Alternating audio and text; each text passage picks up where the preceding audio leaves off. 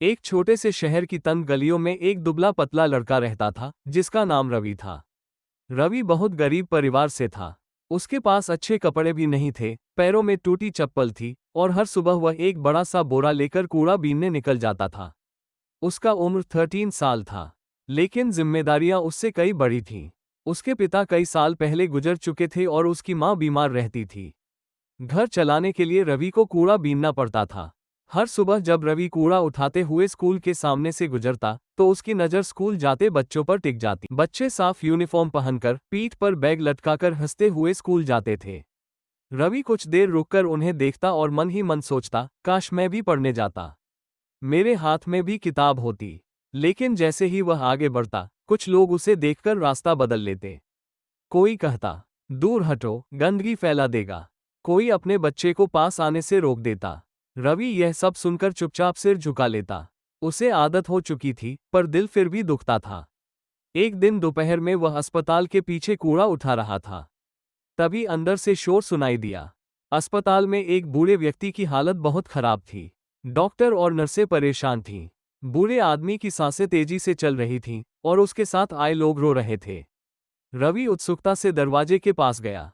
अंदर झांकने लगा। तभी एक डॉक्टर ने उसे देखा और गुस्से में बोले, अरे, यहाँ क्या कर रहे हो? बाहर जाओ, ये तुम्हारे बस की बात नहीं है। रवि डर गया, लेकिन उसने बूढ़े व्यक्ति को ध्यान से देखा। अचानक उसकी नज़र बूढ़े आदमी के हाथ पर गई।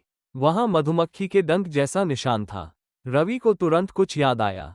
उसकी माँ कभी जंगल से जड़ी बूटी लाती थी और गांव वालों का इलाज करती थी। एक बार उसने बताया था कि अगर किसी को कुछ जहरीली चीज काट ले और सांस तेज चले, तो पास की एक खास पत्ती तुरंत राहत देती है। रवि बोला, डॉक्टर साहब, शायद इन्हें किसी कीड़े ने काटा है। पीछे वाली दीवार के पास जो पौधा है, उसकी पत्ती पीस कर दीजिए। डॉक्टर पहले तो हंसे, तुम हमें सिखाओगे? लेकिन तभी बूढ़े आदमी की हालत और बिगड़ने लगी। परिवार वाले रोने लगे। एक नर्स बोली, सर, कोशिश कर लेते हैं। जल्दी से वह पत्ती लाई गई। डॉक्टर ने सावधानी से उसका प्रयोग किया। कुछ ही मिनटों बाद बूढ़े व्यक्ति की सांसें सामान्य होने लगीं। धीरे धीरे उनकी आंखें खुल गईं। पूरा कमरा चुप हो गया। डॉक्टर आश्चर्य से रवि को देखने लगे। बूढ़े व्यक्ति के परिवार वाले रोते हुए रवि के पैरों के पास बैठ गए और बोले, बेटा, तुमने हमारे पिता को बचा लिया। डॉक्टर धीरे से रवि के पास आए और बोले, मुझे माफ करना बेटा, मैंने तुम्हें गलत समझा। तुम्हारे पास ज्ञान है। रवि ने धीरे से कहा, ज्ञान कपड़ों से बड़ा होता है साहब। ये बात सुनकर सबकी आंखें नम हो गईं। अस्पताल के मालिक ने रवि की पढ़ाई की जिम्मेदारी लेने का फैसला किया।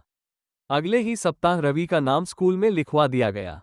पहले दिन जब रवि यूनिफॉर्म पहनकर स्कूल गया, वही बच्चे जो पहले उसे देखकर दूर भागते थे, अब उसके साथ बैठना चाहते थे।